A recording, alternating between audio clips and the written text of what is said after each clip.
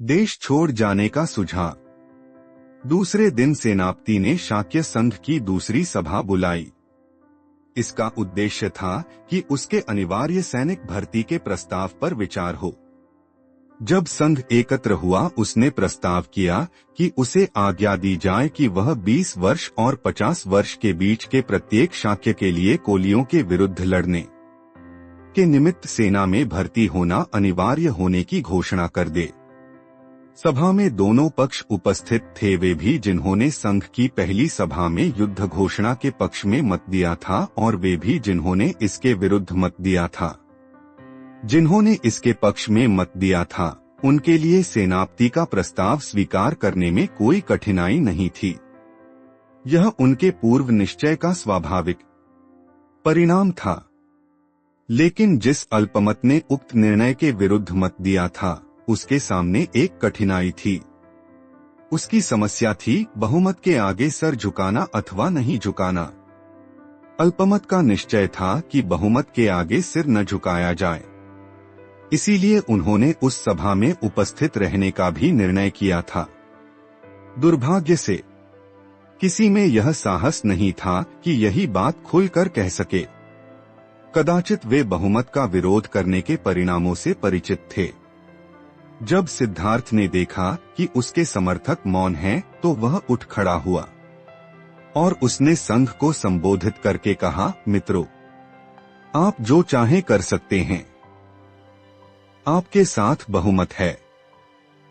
लेकिन मुझे खेद के साथ यह कहना पड़ता है कि मैं अनिवार्य सैनिक भर्ती का विरोध करूंगा। मैं आपकी सेना में सम्मिलित नहीं होऊंगा। मैं युद्ध में भाग नहीं लूंगा। सिद्धार्थ गौतम को उत्तर देते हुए सेनापति ने कहा, उस शपथ की याद करो जो तुमने संघ का सदस्य बनते समय ग्रहण की थी। यदि तुम अपने दिए गए वचनों में से किसी एक का भी पालन न करोगे तो तुम सार्वजनिक निंदा के भाजन बनोगे। सिद्धार्थ का उत्तर था, निस्संदेह मैंने अपने तन, मन, धन से शाक्यों के हितों की रक्षा करने का वचन दिया है। लेकिन मैं नहीं समझता कि यह युद्ध शाक्यों के हित में है।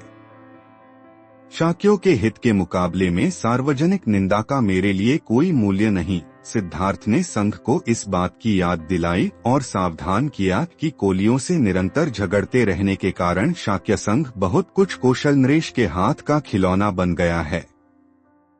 इसकी कल्पना करना आसान है कि यह युद्ध शाक्य संघ को और भी अधिक दुर्बल बना देगा और इससे कौशल नरेश को एक और ऐसा अवसर मिल जाएगा कि वह शाक्य संघ के स्वातंत्र्य को और भी अधिक घटा दे। सेनापति को क्रोध आ गया। वह बोला, तुम्हारा यह भाषण कौशल तुम्हारे किसी काम न आएगा। तुम्हें संघ के बहुमत के सामने सिर झुकाना होगा।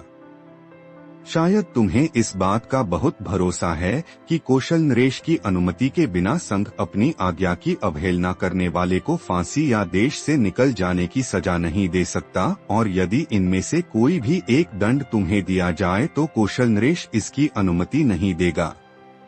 लेकिन याद रखो, संघ तुम्हें दूसरे अनेक तरीकों से दंडित कर सकता है। संघ तुम्हारे परिवार के सामाजिक बहिष्कार का निर्णय कर सकता है और संघ तुम्हारे परिवार के खेतों को जब्त कर सकता है। इसके लिए संघ को कौशल नरेश की अनुमति की आवश्यकता नहीं। सिद्धार्थ ने समझ लिया कि यदि उसने कोलियों के विरुद्ध युद्ध घोषणा करने के प्रस्ताव का अपना विरोध जारी रखा तो उसके क्या क्या दुष्परिणाम हो सकते हैं। इसलिए वह 3 बातों में से एक का चुनाव कर सकता था। 1. सेना में भर्ती होकर युद्ध में भाग ले सकता था। 2. फांसी पर लटकना या देश से निकाल दिया जाना स्वीकार कर सकता था। 3. अपने परिवार के लोगों का सामाजिक बहिष्कार और उनके खेतों की जब्ती के लिए राजी हो सकता था। पहली बात वह किसी भी हालत में स्वीकार नहीं कर सकता था। वह इस विषय में दृढ़ था। तीसरी बात पर तो वह विचार तक न कर सकता था। इस परिस्थिति में उसने सोचा कि उसके लिए दूसरी बात ही सर्वाधिक मान्य हो सकती है। तदनुसार सिद्धार्थ ने संघ को संबोधित किया, कृपया मेरे परिवार को दंडित न करें। सामाजिक बहिष्कार द्वारा उन्हें कष्ट न दें। उनके खेत जब्त करके उन्हें जीविका विहीन न करें। वे निर्दोष हैं। अपराधी मैं ही हूं। मुझे अकेले ही अपने अपराध का दंड भोगने दें। चाहे आप मुझे फांसी पर लटका दें और चाहे देश से निकाल दें। आप जो चाहे दंड दें, मैं खुशी से इसे स्वीकार कर लूंगा। और मैं इस बात का वचन देता हूं कि मैं इसकी शिकायत कौशल नरेश से नहीं करूंगा। प्रब्रज्या अभिनिष्क्रमण। सेनापति बोला, तुम्हारी बात मानना कठिन है, क्योंकि यदि तुम स्वेच्छा से भी मृत्यु अथवा देश निकाले का वरण करो तो भी कौशल नरेश को इसका पता लग ही जाएगा। वह निश्चय पूर्वक इसी परिणाम पर पहुंचेगा कि शाक्य संघ ने ही यह दंड दिया होगा और वह शाक्य संघ के विरुद्ध कार्रवाई करेगा। यदि यह कठिनाई है तो मैं आसानी से एक उपाय सुझा सकता हूँ। सिद्धार्थ गौतम का उत्तर था, मैं परिव्राजक बन सकता हूँ और देश के बाहर चला जा सकता हूँ। यह भी एक प्रकार का देश निकाला ही है। सेनापति ने सोचा कि यह एक अच्छा सुझाव है, किंतु उसे इसके कार्य रूप में परिणत होने में संदेह था। इसलिए सेनापति ने सिद्धार्थ से पूछा, बिना अपने माता पिता और पत्नी की अनुज्ञा के तुम परिव्राजक कैसे बन सकते हो? सिद्धार्थ ने उसे विश्वास दिलाया कि वह भरसक अनुमति प्राप्त करने का प्रयत्न करेगा और कहा, मैं वचन देता हूँ कि चाहे अनुमति मिले या न मिले, मैं तुरंत देश छोड़ दूंगा। संघ को लगा कि सिद्धार्थ का सुझाव ही इस विकट समस्या का सर्वश्रेष्ठ हल है।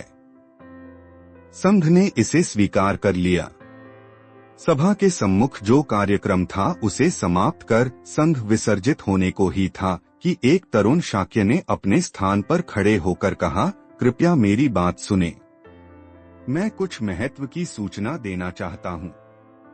उसे बोलने की अनुमति मिली तो उसने कहा, मुझे इसमें तनिक संदेह नहीं कि सिद्धार्थ गौतम अपने वचन का पालन करेगा और तुरंत देश के बाहर चल जाएगा।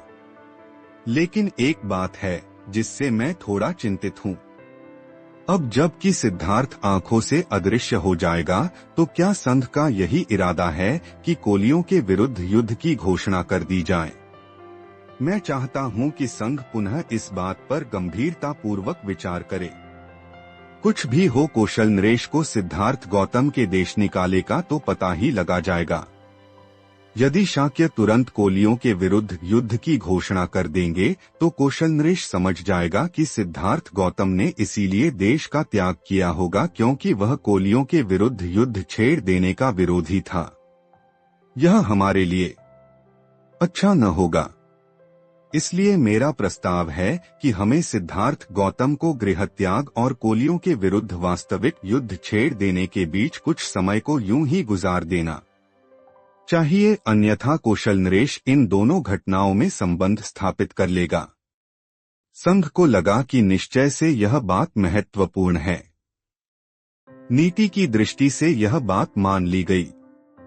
इस प्रकार शाक्य संघ की यह दुहखांत सभा समाप्त हुई और उस अल्प मत ने भी, जो युद्ध का विरोधी था किंतु जिसमें अपनी बात साफ साफ कहने का साहस न था, संतोष की सांस ली कि एक अत्यंत भयानक स्थिति से किसी न किसी तरह पार हो गए।